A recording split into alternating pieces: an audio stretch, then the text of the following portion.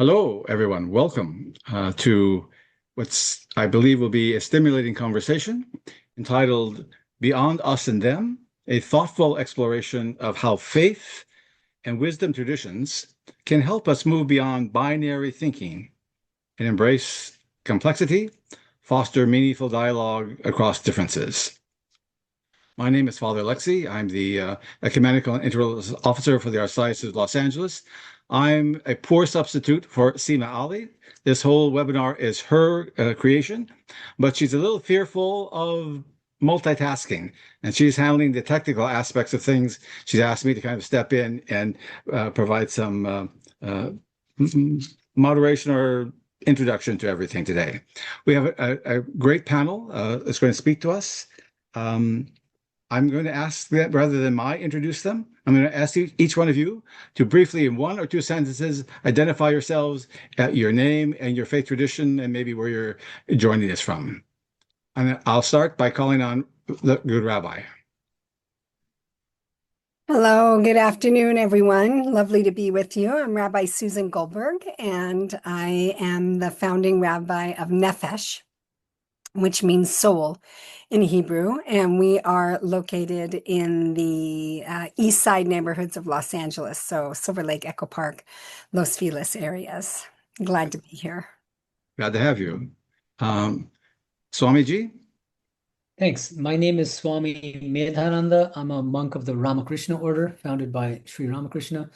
I'm currently based at the Vedanta Society of Southern California, and in about a month, I'll be shifting to the Vedanta Society of Sacramento. Thank you. Dr. Takim?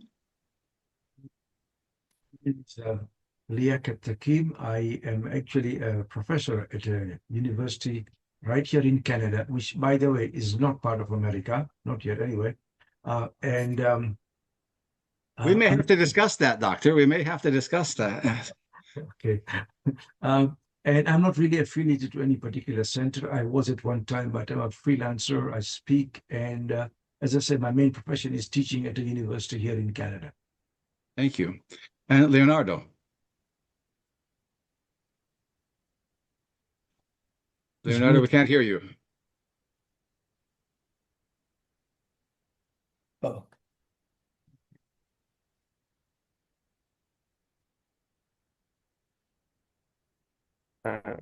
Can you hear me now? No. Good. Okay, I'm Guardado Mendoza, a doctoral student in Christian social ethics and public theology at Loyola University of Chicago. I am happy to be a part of this conversation. Looking forward to the conversation. Excellent. Thank you, Leonardo.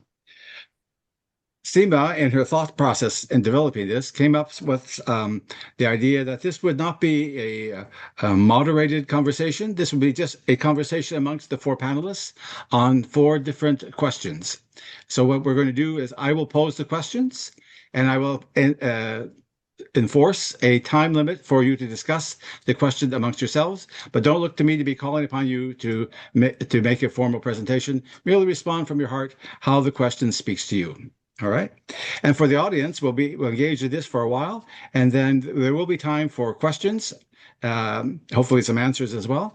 So please put your questions in the chat, and Seema and I will try to moderate them. We'll try to get to as many of them as possible, but we may not be able to cover all of them because we're only scheduled to be here from 2 until 3 p.m. And so, without further ado, let's engage in the conversation. The first question, and we'll have about 10 or 12 minutes to discuss this. How do your traditions help us move beyond binary thinking? How do your traditions help us to move beyond binary thinking? Anyone like to begin? Sure, I can begin. Our tradition, as I just mentioned, was founded by Sri Ramakrishna. He was a 19th century Vedantic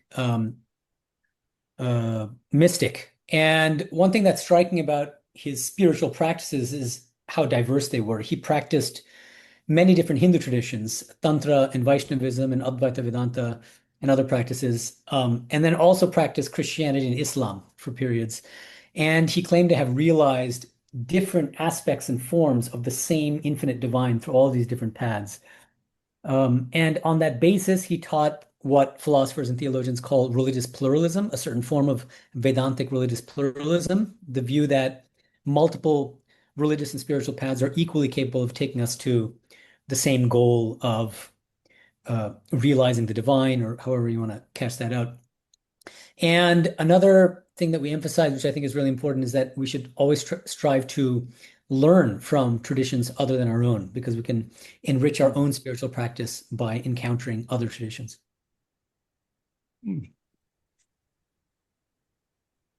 Okay, I'll add the Islamic perspective. But first of all, I should add that there is no singular voice in religion, in any religion. There are multiple voices, multiple understandings. So when I say the Islamic perspective, basically it is my understanding of the Islamic perspective, because it depends on which kind of Muslim that you talk to. Some of them would not even think of dialoguing with others. In any case, from my perspective, I think that my understanding of the Quran, which is a scripture, it invites us to dialogue and to talk to each other.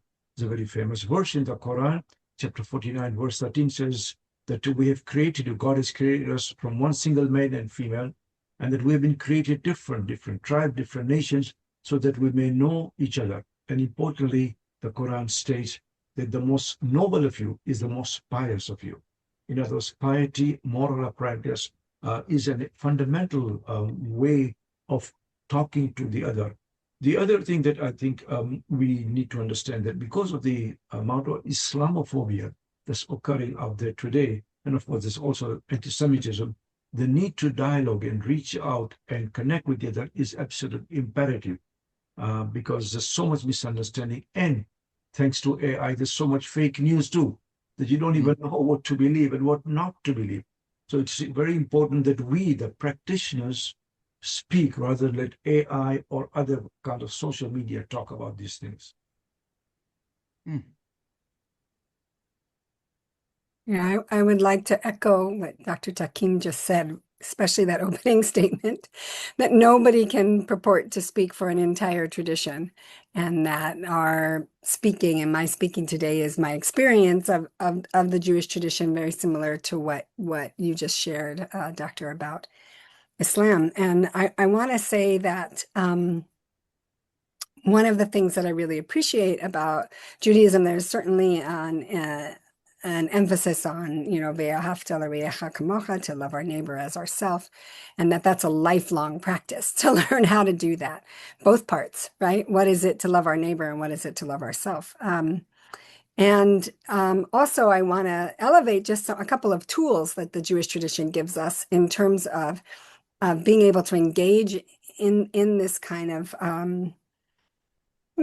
dialogue and connection. And one of them is this tool of machlochet, where you engage spiritually and creatively in learning and disagreement for the sake of heaven, we say, right? So that we have these engaged disagreements, not with a strict idea that we're all going to get along and agree, but because we know that to engage with each other sort of elevates everyone. And so there's that tradition, and it's part of our Talmudic tradition that even the people who didn't, in the end, the tradition didn't go in that direction, the minority view, if you will, in some cases actually it was a majority view, but all of the different views are still recorded, right? They're still present. So even years later, we can look back and say, oh, that's where it ended up. But look at all the other conversation that was going in other directions that could have happened as well. So to not, stifle a variety of perspectives. And the other one is a concept of teku, which means that sometimes we're going to engage around a question, but we're not going to resolve it. And so there's a statement of teku that says, let the questions remain. And so those two ideas I find really supportive and helpful in the work of deep engagement and dialogue with many traditions. I really like that. In the Hindu tradition, the school of Nyaya distinguishes three kinds of dialogue or debate. And I think it speaks really interestingly with what you just said in the Jewish context. And I'll just mention them very briefly. Vada is kind of the ideal of debate and dialogue, where all the parties have a common goal of arriving at the truth. And I think that would be that. I think that's a pretty plausible ideal for dialogues in general. But there are two other forms which are less desirable. The second is jalpa, which means the primary aim of a given party is not to arrive at truth, but to win in a certain sense, to be the victor. And that somehow trumps this common desire for arriving at truth. And the third is, in a sense, even worse. It's called Vitanda. And this is a party who just wants to refute the other person, but without even having a position of their own. They don't even have a positive position to defend. So I think it's useful to bring in those coordinates as well, possibly. Good.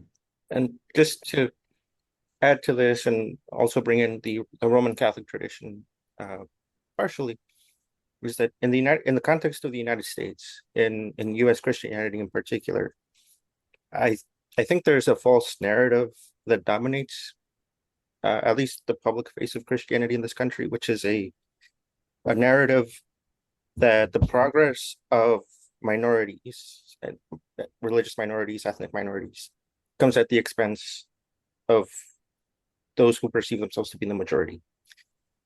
And part of, at least what I'm taking as the best of the Roman Catholic tradition is, for example, the works of John Chrysostom, his sermons on wealth and poverty in particular, really calls to mind the obligations that we all have to each other. To the less fortunate, you don't go out of your way to make them further humiliate themselves. You're called to help them, to lift them up, right?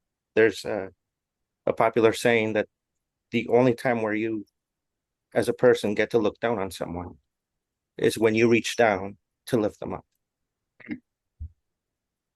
And that, to me, is something that Roman Catholicism in particular, at its best, can help bridge this binary thinking of not retreating into fear or nationalistic tendencies, but to look beyond that, right? A migrant, for example, is not a threat. It is a human being that is to be welcomed. The religious other,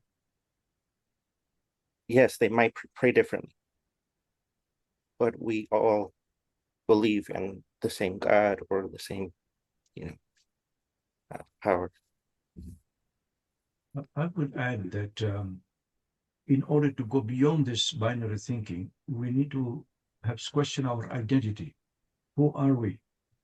And the way that I understand Islam is that I'm not a Muslim until I realize I'm a human being. In other words, I'm a human being first, then I'm a Muslim.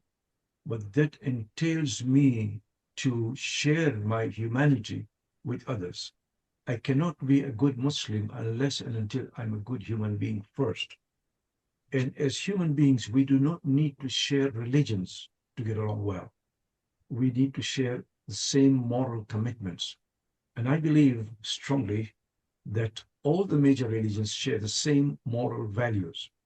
And therefore, it is the morality or the ethics which connects us more than religion. At the same time, I think that the language of the Quran is twofold. One is universality, and the second is morality. In other words, reaching out to others, as I mentioned, the verse which said that we've been created different so that we may know each other. There is another verse in the Quran, in chapter 5, verse 48, that the Quran states that we, that is God, has made us different so that he can test us as to what do we do with our differences. In other words, how we treat others, how we connect with others, and the fact that we are diverse should not lead us to look down upon or belittle others, but on the contrary, we should be respecting each other. So in many ways in the Quran, God tests us in diversity. I'm also reminded here of a particular incident at the time of the Prophet Muhammad, where a group of Christians came from Yemen, from Najran, which is Yemen, and they came to Medina. And when they came, they were actually seeking to talk to him, dialogue, argue with him. But they said, we want to worship, and there's no church around here. Can we worship in the mosque? And the Prophet said, by all means, you worship according to your tradition. Now, there's a far cry from what most Muslims would do today. Most Muslims would not let Christians come into their mosques to worship. But I think that we need to go beyond them and us and to follow our scriptures and our leaders. I find, I do not know whether my co-panelists will agree with me, that the further along we go in history, the less tolerant we become. In others, we cluster around certain boundaries that we draw on our own and believe that anybody who does not share our boundaries is destined for hell. And if they are going to go to hell, we might as well do them a big favor and send them there faster. That's how the fundamental. You all. Thank you. Let's keep that thought, Doctor, and let's transition now to our second question. And we'll have about 15 to 18 minutes to discuss this. When our deepest beliefs and commitments diverge, how do we remain in relationship without minimizing our differences or losing sight of one another's humanity? I'll repeat that. When our deepest beliefs and commitments diverge, how do we remain in relationship without minimizing our differences or losing sight of one another's humanity? I like Dr. Takim's comment just now that he was saying that morality connects us more than religion. And I just wanted to reflect a little bit on that from the standpoint of my tradition, which is Vedanta. I think there's something deeply right about that. At the same time, I do feel that almost all religious traditions make religion inseparable from morality in a certain sense. And so it's very difficult to kind of neatly demarcate or separate religion from morality. And I'll give you an example from our tradition with regard to a practice that can help us to bridge our divides in a certain way. Ramakrishna used to talk about Shiva Jnane Jiva Seva. This is the practice of serving others in a spirit of worship by trying to see the same divine in all beings. And the key here, which is relevant, I think, to this question, is we can look at everyone as manifestations of the divine as we prefer to think of the divine. And it doesn't have to be that each person is thinking of the divine in the same way, but at the core is the same practice of service, that same love and charitable attitude, but on a spiritual / religious basis. And so here I think it's a merging of morality and religion, and at the same time it allows for a kind of commonality. I appreciate how we're teasing apart these aspects. I think that certainly in Judaism, and I think in a lot of traditions, there is a tension between the universal and the particularistic. And I think they're both important, right? Speaking to specific experience and then speaking to what connects us all. And I think certainly what I find in folks such as ourselves who are engaged in dialogue and in pluralism work is that we do value the universal aspects of our tradition and are in a particular relationship to them that allows for really meaningful, pluralistic, multi-faith, multi-spiritual tradition connection and dialogue. And for the most part, I think that that's very powerful, but also to say it doesn't mean that we're not going to have conflict, and we're not going to have times where we don't, really come into some difference. And I have to say that in my own experience, I find that those moments of conflict can be quite generative. Especially if we are really committed to staying connected with each other, and that is holding this idea that there are different ways. I really appreciate you, Swami, talking about those different ways to approach dialogue. I have never heard that before. I want to follow up and have you actually send me that. I would love to read those teachings because it is so paramount to think what are the inner motivations when you're going to enter into a dialogue. And is it in a constructive space? Is it for the betterment of all peoples? Is it for striving towards sort of sacredness that moves us forward? Or are we entering into dialogue to prove our own point, to show that the other people are wrong, to, you know, say here, I knew you didn't like me anyway. Whatever are the many motivations that could be present, especially in times of conflict. And we are in such fraught times. I mean, this title today, I know we talked about this at the beginning, but Beyond Us and Them, like, wow, are we in such a moment inside of the United States right now of such really trying to elevate intentionally us and themness, right? To say that we are not alike, that you are different, and I should fear you, and you are a scapegoat, and you are to blame for all of our problems. I mean, it's just it's frightening how much we're being manipulated in those ways.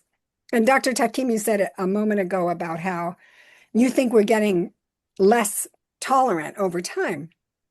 I actually have a little bit more of an optimistic view that I'm trying to hold on to, which is that those in power are getting less tolerant. And I do really experience that folks who are living their lives and living with their neighbors have a tremendous amount of compassion and heart and kindness towards each other. But I do feel that we are in a time globally, not just in the United States, where the rise of authoritarianism and the use of us-them, very much us-them division, it means that the work that we're all doing in terms of pluralistic connection is really important. And as I said a few moments ago, it doesn't mean that we're not going to have disagreements, but that those disagreements and those times of tension can be really important for our generative, deeper understandings of each other and what we want the world to look like. I mean, if we're always going to agree, how are we going to challenge each other and say, hey, Rabbi, hey, Father, hey, Swami, I want to really go a little deeper on what you said because I'm concerned about maybe you don't know all the implications of what you just said, right? I think that's really important, that we're able to have trust over time, which comes from building relationships, right, over time, and being really willing to engage even when we don't agree. You know, Dr. King often talked about this idea of creative tension and how much possibility comes out of that place. Could I ask a follow-up question? Or it's a conversation. Go for it. Well, I like what you're saying about how there's this kind of productive tension between universality and particularity, and that many of us are kind of self-selecting in the sense that we lean toward universality. But at the same time, again, I'm playing the Hegel to these binaries. So I'm wondering whether in spiritual life and in spiritual practice that universality and particularity are equally important in a certain sense. And another way of framing this question would be, in spiritual practice, is there the danger of a trade-off between depth and breadth? And the deeper you go into your own faith tradition, is there a danger of losing universality and breadth? And on the other hand, in this age of kind of social media and all sorts of commercialism and, you know, commercialized spirituality, is it possible to emphasize breadth and expansiveness at the expense of depth in a particular tradition, a kind of spiritual dilettantism? And how do we solve those problems? I totally appreciate this. And I'm curious to hear how other people have experienced it. And Father Alexei, I think you can jump in here too, because you've had many years of this pluralism and interfaith and multi-faith work. My experience of it, when I come deeply connected to the integrity of my own tradition, is that it is through doing a lot of the pluralism work and interfaith work that I have gained deeper insights into my own tradition, right? I mean, it is very much about learning about and connecting with others. And there are these moments that are like, oh yeah, that's interesting. That's your framework. And I actually have this framework around whatever it is, faith or compassion or love. I mean, we're talking about, I always like to say that we're all going up the mountain and we're going up there through different paths, right? And, but the differences of the paths are meaningful. And I do find that in doing this work, it does clarify for me some of the integrity around my own tradition. So I don't think it is that kind of a binary that either you're going to be so much breadth that you lose yourself, or so much depth that you can't connect. I really do think we can hold breadth and depth. And I've also really found that in young people, in the programs we've done with teens and young adults, that what sometimes alights for them the most is the diversity amongst their own groups. So say you have several different faith groups.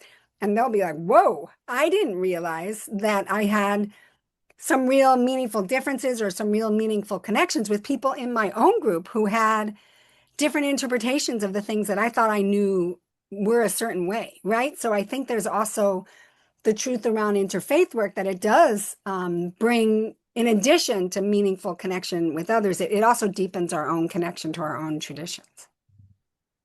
And I want to jump in here as well, because when Pope Francis wrote the encyclical Fratelli Tutti, one of the things that he highlighted, in addition to the example of St. Francis of Assisi, was his own experience working with the ecumenical patriarch Bartholomew in the writing of Laudato Si and other of his writings, where he expressed that it was through that engagement with the Greek Orthodox patriarch that his understanding of ecology was shaped and informed to respond to the issue of the climate crisis, to the issue of social bonds and solidarity.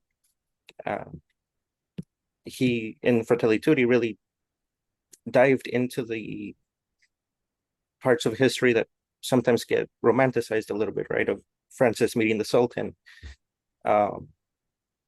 And in the opening of this particular encyclical, Pope Francis has I think a sharp line where he says,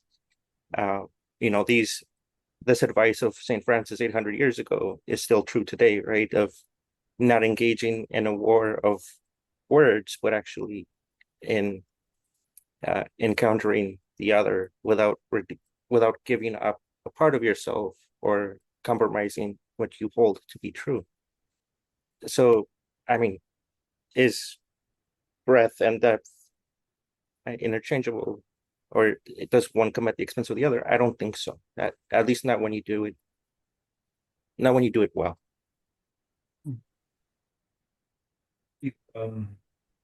That as a Muslim, I do not have to give up my principles in order to dialogue or connect with others.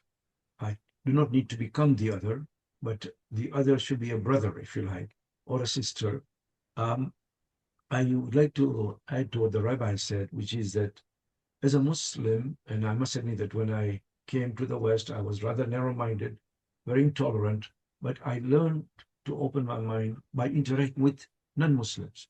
In fact, I believe I'm a better Muslim now because of my interaction with non-Muslims. One of the great professors, whom I think some of you may know, Professor Wilfred Cantwell Smith, he was asked once, are you a Christian? He was a Christian minister. He was a professor too. Are you a Christian? And his response was, amazingly, he said, ask my neighbor. Because the neighbor will tell you whether you're a real Christian or a real Muslim. Oh no, it's very easy for me to claim to be a Muslim. In other words, that we need to stick to our principles, but I think there is enough in our religions, all our religions, to enable us, to empower us to reach out and speak to others, not for the sake of, we need to move from the language of conversion to the language conversation, as I say. Before it was always about, trying to convert each other. Now it's about to conversate with each other. One of the key verses in the Quran, and it came up repeatedly after the events of 9/11, which I have cited continuously in my lectures, which is chapter 5, verse 32, which says that if you kill one innocent soul, you have killed the whole of humanity.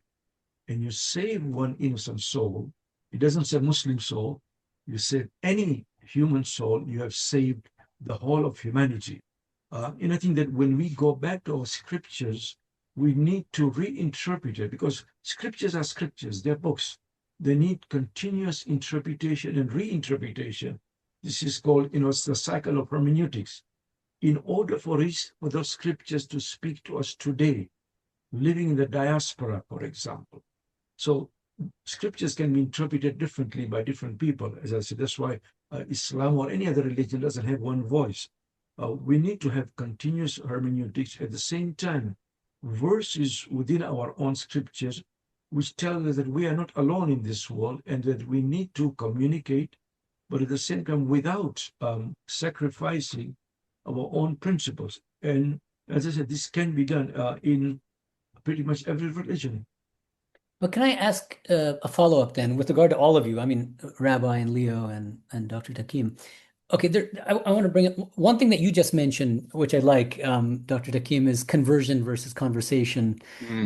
And Rabbi Goldberg mentions the metaphor, it's a familiar one of a mountaintop and different people going up the mountaintop, but reaching the same goal. I think another kind of theological challenge, it seems to me, is the fact that according to some spiritual and religious traditions, conversion is, for instance, just part of the religious mission, part of the religious practice.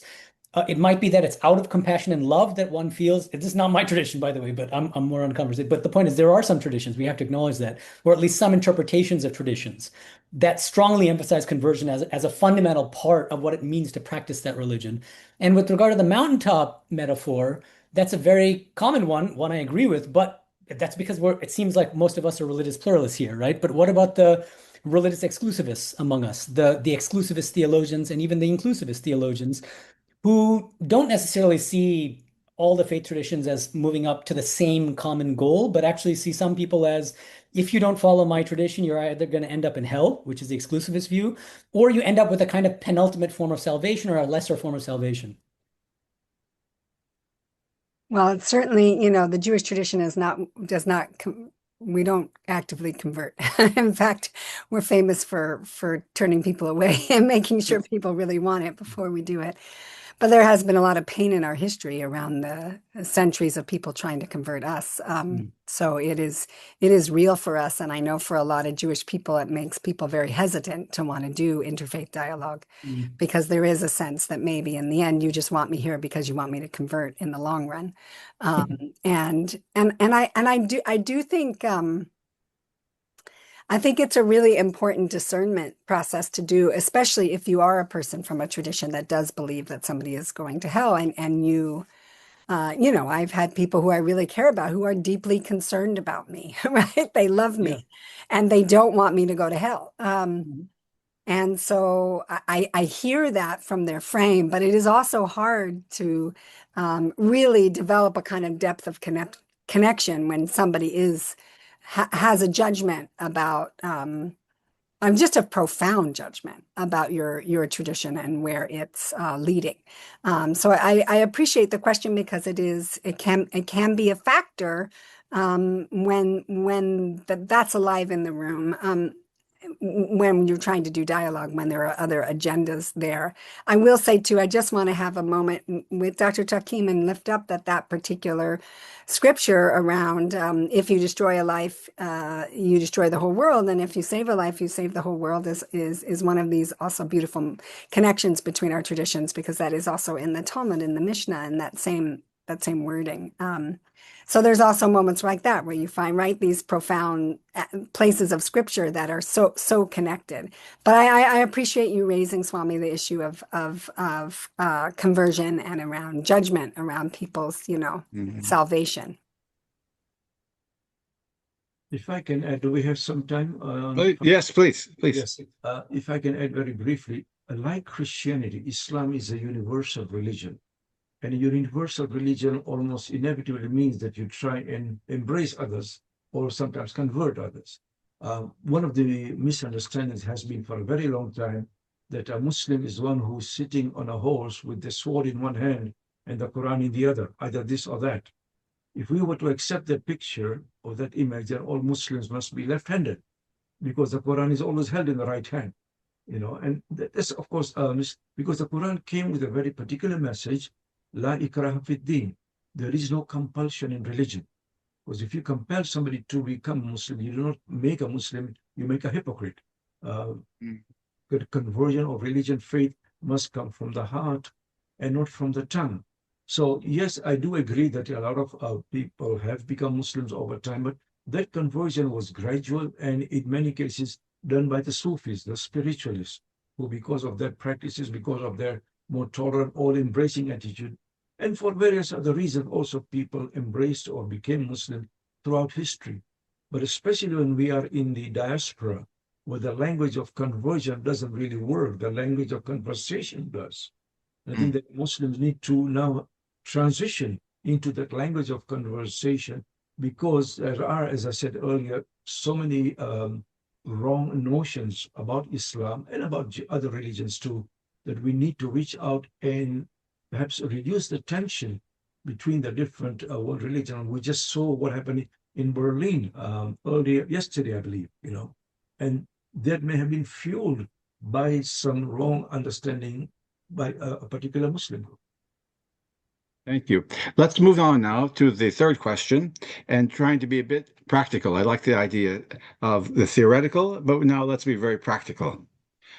And the question is simply this: what practices help us remain connected to our shared humanity? What practices, habits, or experiences, personal, communal, or spiritual, help cultivate humility, compassion, and genuine encounter across our differences? Genuine encounter across our differences. What practices have you found that make that spur that on?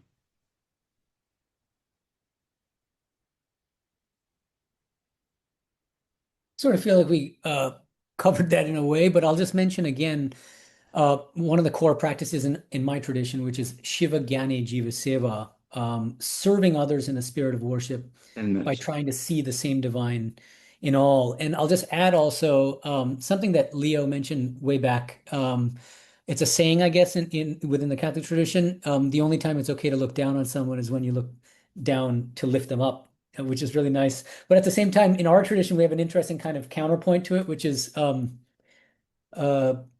Sri Ramakrishna is talking about Vaishnava practices. That's a particular form of Hinduism. And one of the main practices is practicing compassion toward all living beings.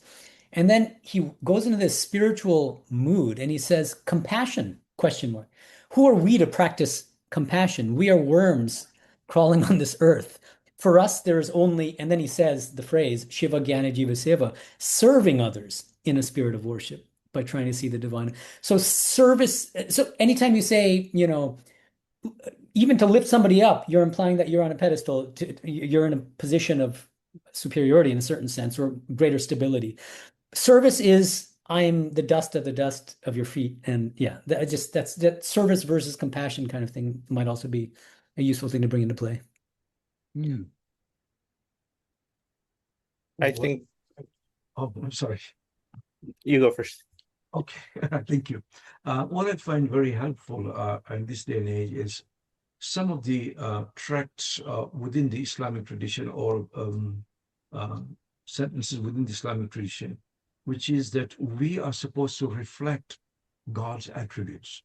We're all born with certain attributes of kindness, compassion, mercy, and so on. And these attributes have been God-given to us. We're born with them. And we're supposed to grow in them. And the way to grow in them is to reflect them, or to embrace them and show it to others. And I've always said, the more you love others, the more God will love you. The more you forgive others, the more God will forgive you. So that's one way that I've learned, that to reach out to others. There's also another verse in the Quran, chapter 30, verse 30, can't forget that, 30, which says that we have an innate disposition which goes two ways, one which points vertically, one which points horizontally. The vertical is the connection with God, and the horizontally is one connection with other human beings. So as I said earlier, you cannot really be spiritual until you are moral. And you cannot be moral unless and until you are spiritual. The two go hand in hand. The other point that I would like to add, which has always been a very inspirational lesson for me, that human beings have to learn from nature, because nature is the best Muslim. Muslim here, I'm using it with a capital M, meaning one who submits to God. So any person who submits to God is a Muslim in that very generic understanding. Nature is the best Muslims, because nature has got a natural law which does not disobey God. And what nature does that we can learn from is that nature always serves others. The sun never shines on itself, it shines for others. The river never drinks its own water. The tree does not eat its own fruit. In other words, they exist for others. And the same thing goes for us. That if I, as a human being, was to live for myself only, then my life becomes meaningless. then in fact I do not even fit to be called a Muslim as submitted to God. Because in order to be connected to God, I have to be connected with the children of God. And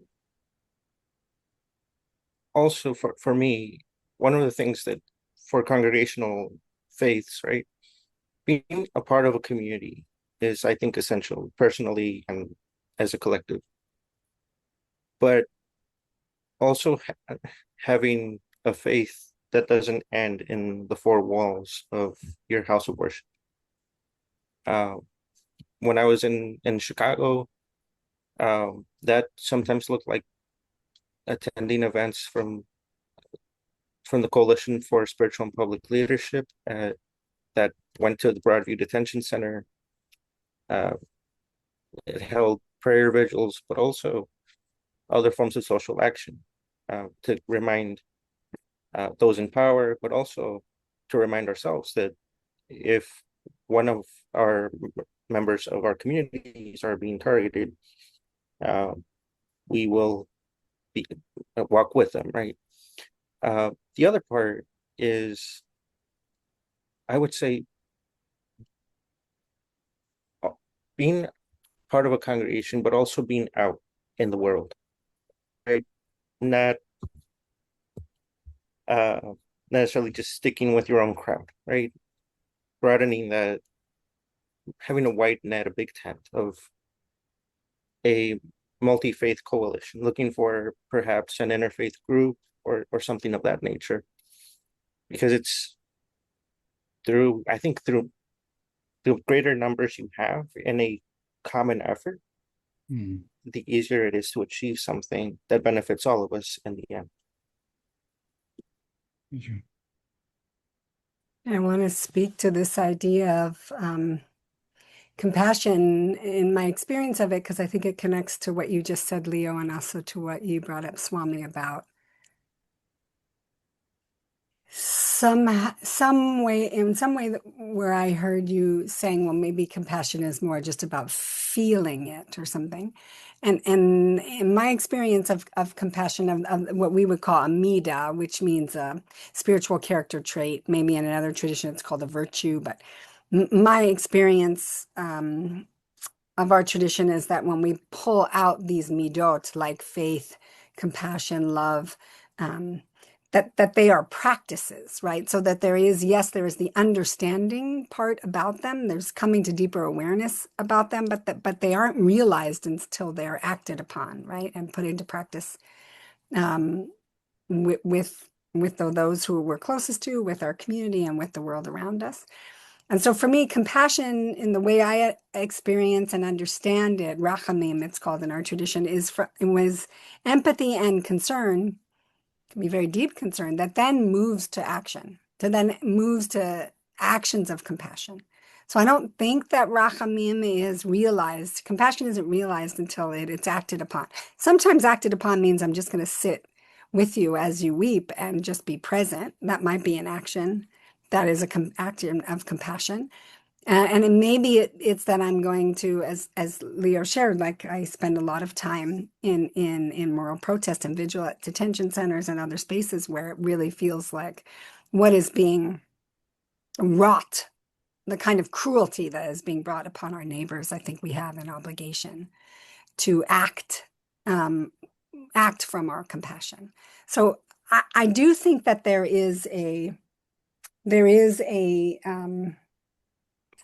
are folks who believe that dialogue and learning and understanding is the complete picture. And for some, I understand that may be, that's most important to them, to reach a place of understanding. And in my experience, I do feel that reaching understanding, then there is some obligation to act, to act on behalf of. Because this idea of being a witness, throughout the Hebrew Bible, the scripture, we are told in several times that we need to be a witness. It's even part of the 10 Commandments, that we're supposed to not be a false witness. And one of our commentators says he always wondered why he didn't say don't give false testimony. Edut, but it didn't say that. It said, didn't be a false witness. Don't be and sheker. Don't be. And so Ibn Ezra said, why is it not just say, don't say false things? It says, no, it's addressing the human being, that you're not supposed to be a false witness. And for me, what it means to bear witness means that once I see it, I have an obligation, right? There, I'm beholden, right? I think that's why in our bodies, when there's something that we're afraid we're going to see that we know is going to affect us, we tend to turn away. Like, I don't want to see that, because if I see that, I know that I'm going to feel connected to it and obligated. So my experience of responsibility and encountering other people is that once we're encountering, there's an obligation to show up in ways where I act from the deepest values of my tradition. So it's both the understanding, empathy, and compassion part, and the part that then moves us to take some action in the world that is aligned with these values of our traditions. Rabbi, taking your thoughts, let's transition now and take a couple of questions from our audience. The first one would be this. Someone asks, many religious traditions share common ethical teachings at their origins, yet over time, their followers develop different interpretations and practices. So the questioner asks, how does your own tradition understand the relationship between its foundational teachings and the diversity of interpretations and practices that have developed over time?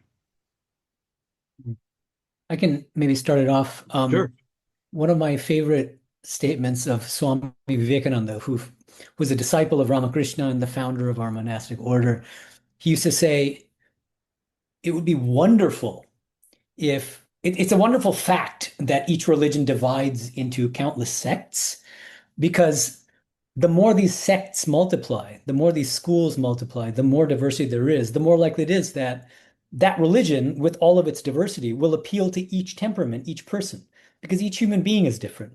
So that the more internally variegated or diverse a tradition is, the more likely it is that even within, let's say, Christianity, 5 different Christians will take to 5 different schools of Christianity, and that's a wonderful thing. So he kind of celebrates that diversity, and I think that's important. I think that while diversity is good, it is good, I think we also need to understand, first of all, I'm very hopeful because we are talking, different groups of people, and we have never met. You never met me before. It's the first time that we're actually meeting and talking, which is a great thing. But I think we also need to go beyond that, in that the majority of our practitioners don't listen to us. They, in the Islamic tradition, go to the mosques, for example. I think this kind of message has to go out to the preachers, where they get large congregants, so that the message spreads even wider. Yes, there are sects and subsects in all groups. Unfortunately, some of these subsects are not very tolerant, not very embracing. And I think that one of the key issues here, and I don't have much time to go, that although we engage in so much interfaith dialogue, we hardly talk to or within our own traditions. In other words, we hardly ever have intrafaith dialogue within the Islamic tradition, at least. And in order for us to have a proper understanding of scripture or of what our religion teaches, we need to engage with each other within our own traditions. In other words, intrafaith dialogue rather than interfaith dialogue.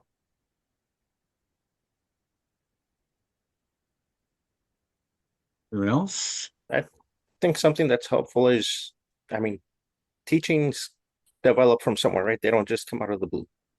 And they're shaped at a particular point in history, and they develop over time and they change. And I think one of the ways that is helpful is to actually do some research and look back at why these teachings came to be in the first place and how they developed. Because I think, as someone pointed out in the chat, there's a problem of not having these spaces where these conversations take place, a certain hesitancy. And looking back, forming oneself through education is, I think, a tool that's powerful, but at the same time with, what's in a post-truth world where you can't really recognize what something may or may not be true online. But yeah. Thank you. All right, for the sake of time, let's move on to the second question that's come.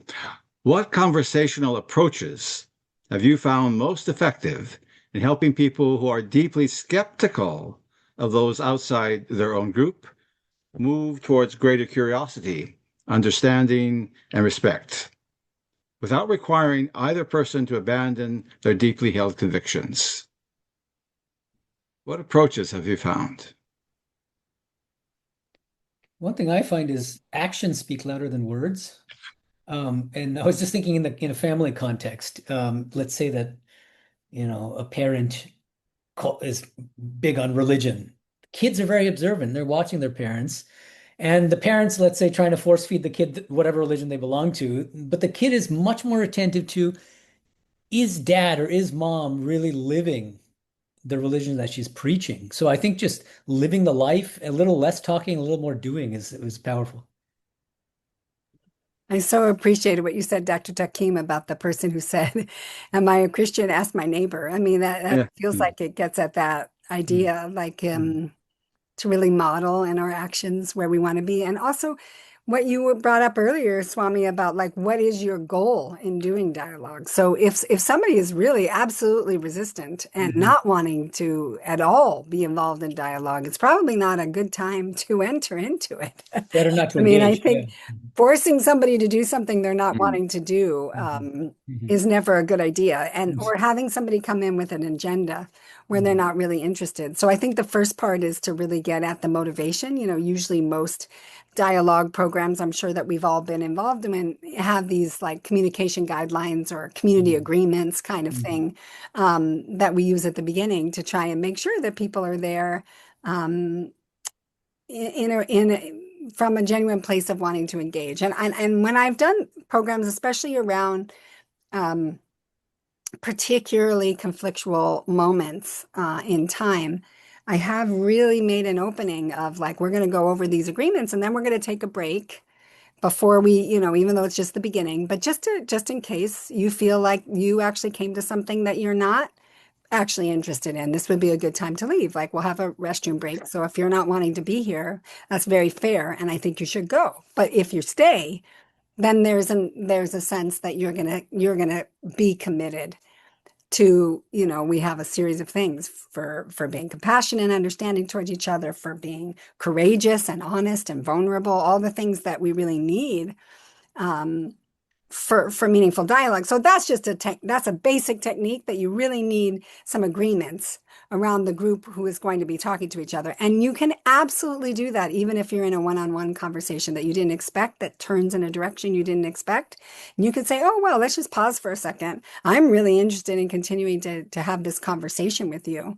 But I'm wondering if you might be open to also hearing me, or is it the kind of situation where you really, really want me to hear you out, and that's kind of the end. That would just be helpful to know what kind of a dialogue we're having. And I think that intentionality in any situation, that could also be at a dinner table when, someone's uncle has some things to tell you about how they think you're practicing your tradition in the way that's wrong, or about being queer, or whatever the thing is. It's always good to have that moment of thoughtfulness where you can reach back and say, I hear that you're really wanting to share with me something, and I'm in a place where I can hear it, unless you're not. And then to be honest, like, wow, I've had a really exhausting few days and I'm not in a place to hear you right now. Can we make a time, uncle, friend, work colleague, where we could talk about this next week? This is a really important conversation to me and I want to be in a good place to have it. And then to come to the conversation with some real guidelines and agreements about how we're going to engage. It is absolutely possible to have these conversations. I think this is part of the false idea that people have, that relationships don't survive conflict or difference. They absolutely do. But we do need to come about it with some real thoughtfulness. And there are just fantastic resources out there, if folks aren't familiar with them, that are available for how do you set some agreements with people? Where are ways to approach dialogue? And I'll just lift up one. I have found the practice of nonviolent communication very profound. We speak from our feelings and needs. That is one of many, many resources that is available out there, but you do need to bring thoughtfulness to it. So if you find yourself in a conversation you didn't mean to be in, the other room. that's going in a direction that feels not good and not headed somewhere, it's always okay to pause and say, I want to take a break so that we can look for a way to have this in this conversation and dialogue in a way that feels constructive rather than destructive. We need to remember also, do we have time, Father? Yes. Okay, very quickly, that dialogue is a relatively new phenomenon for most people. When, I come from Tanzania, whether you're from Tanzania or Pakistan or Iran, people were very happy in their own religious tradition. They did not have to dialogue with the other. It's only in recent time, especially in the West, because now suddenly we have different faith groups coexisting, living together, that we felt the need to dialogue. So I think we need to understand that before we had more polemics than dialogue of who is right, then, when maybe we are all heading in the same direction. At the same time, for Muslims who are judgmental, I would point them to this verse in the Quran in chapter 13, which says, فَإِنَّمَا عَلَيْكَ الْبَلَاغُ وَعَلَيْنَا الْحِسَابُ. That the Quran is talking to the Prophet Muhammad, and it says, upon you, O Prophet, is to merely deliver the message. God will do the judging. So, for people who think that, well, why should I talk to somebody who's going to go to hell, or he is an unbeliever, etc.? On the contrary, the message from the Quran is the opposite. And the Quran again tells the Prophet that you are not going to watch over them. Your main purpose is to deliver the message, leave the rest to God. And I think that I would send the same message to my fellow Muslims, that we need to go out to reach out to get others to have a better understanding of Islam. One final point also, that communication is a two-way street. Dialogue is two ways. It's not one way. In other words, Muslims often complain that they are not understood and Islam is misunderstood. But I ask myself and my fellow Muslims, how much effort do we make to understand the other? It has to be two ways. Fascinating comment. There's several other wonderful questions here, but I think for the sake of time, we won't be able to get to them. Seema, I'd like the last thing you wanted to point out. If we were to gather again in 10 years' time, what would you like to have seen change between today and 10 years from now? You have 1 minute each to answer that.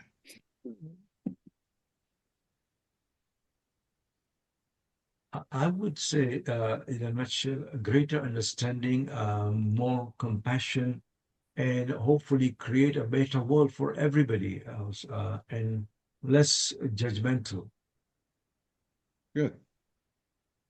More conversation, less conversion. Just ripping I off like that. Takim. Yes, yes.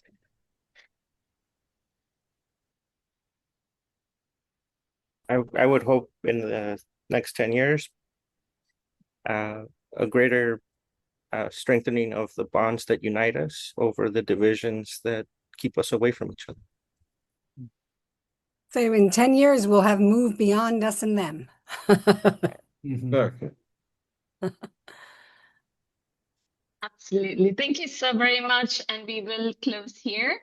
Hope to see you all soon. Thank you. Thank you all.